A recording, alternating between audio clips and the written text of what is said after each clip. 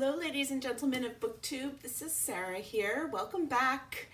Today I am going to wrap up RYBSAT, which in case you didn't know was Read Your Bookshelf-a-thon. This round, I think it's round 10, went for 2 whole weeks and I expected to read a whole lot and life got in the way, so I didn't read as much as I wanted to, but it is what it is.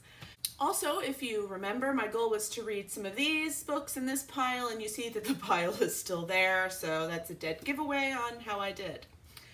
The readathon itself is one of my favorites because of Twitter, okay?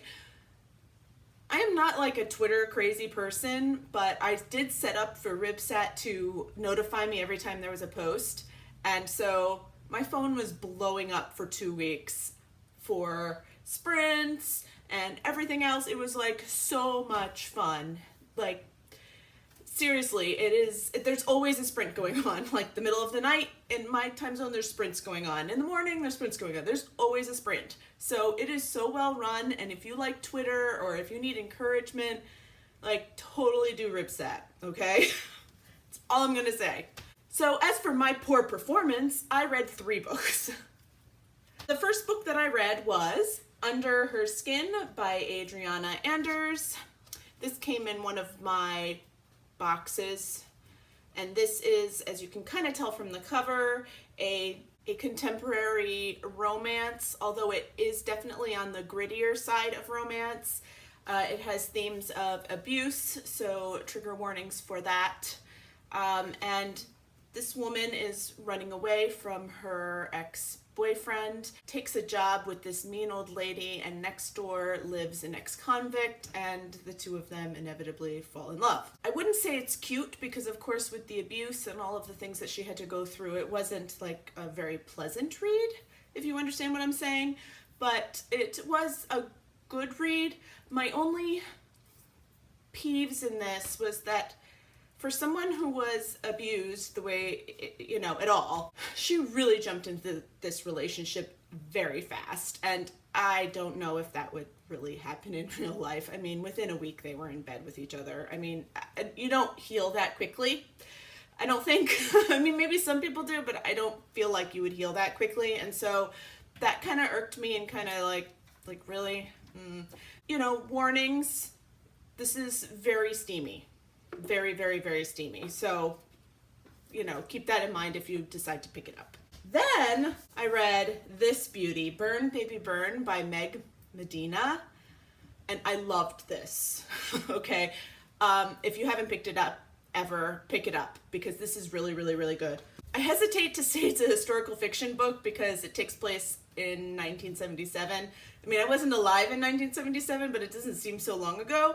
But this is a young adult book, and so it is a historical fiction, and it is set, like I said, in 1977 in New York City. Other people described it as, you know, at the time of the New York City blackout. Now, that does happen in this book, but way at the end.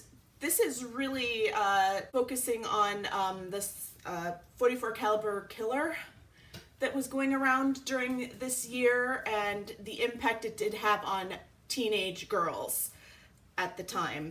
I think it was also called Son of Sam, and you can actually look it up and see what was happening because it is very historically accurate in that way. And I freaking loved this book. Like, it was so, so good. This was a 5-star read for me. How she interwove what was going on at that time period and how gritty New York City was at that time. I mean, I go to New York City frequently and with no fear, you know, but how different it was in the 70s, that you didn't just go to New York City alone in the 70s. So this was very interesting. It was very good. 5 stars, it was really good. Then I moved on to Like a River Glorious by Ray Carson. The first book was something I thought was okay, but it was something that I had kind of read before as an adult reader. And this one, the first half of the book, I was like, oh boy, and then things did pick up. This is a historical fantasy, which is something that you don't see a whole lot of. It is set around the Gold Rush, California time frame. The first book was about them going across the country and traveling, and her hiding her secret for being able to find gold, and she had, was dressed as a man, and everyone thought she was a man. It was like one of those kind of stories, and it was very good, but nothing I hadn't read before. This one is more of like the settlement story. So they're in California, and the people are all together, and they're, building their settlement and finding their plots where there's gold, and she's helping them all to do that. And then things happen, and this book got very, very good. So this was definitely an improvement from the first book. Her sensing gold finally played a role in this. I could actually say that this is a fantasy book, whereas the first book didn't even feel like a fantasy. It just felt like a historical fiction. This was very good. I will say, though, the ending of this book seemed very final, and it makes me worry about the third book a little bit, because things wrapped up, the story arc in these two books wrapped up very well, and you kind of get your ending, and it did feel very, very final. So I'm not sure whether I'm going to pick up the third book or not, because I'm very satisfied after reading these two books, and I'm scared that I won't be if I pick up the third, because I've been burnt before.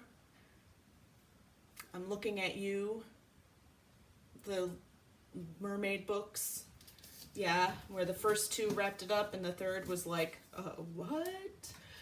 So I may wait and see what other booktubers and other people say before I go into the third book. This was a 4-star read for me. I really did enjoy it, and we'll see if I end up reading the next one or not. So that's what I read for RYBSAT. Right now we're in the midst of Tome Topple, and I'm doing poorly with that one as well. There's a lot of life things going on right now that have me very stressed out and not reading as much as I would really enjoy to. I'm probably stressed because I'm not reading, to be honest. So we will see what things bring, what life brings to me this next month, and I look forward to talking to you about books soon. So, bye.